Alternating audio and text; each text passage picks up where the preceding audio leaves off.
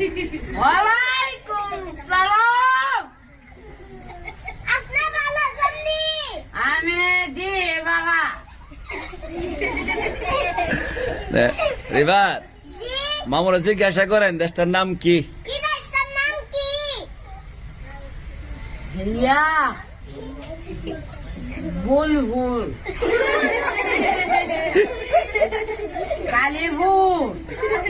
ওইসে জি না। মামু তা আপনি কি কন? কালীপুর। মামুরা জিজ্ঞাসা করেন কোন দেশে থাকে? কোন দেশে থাকে?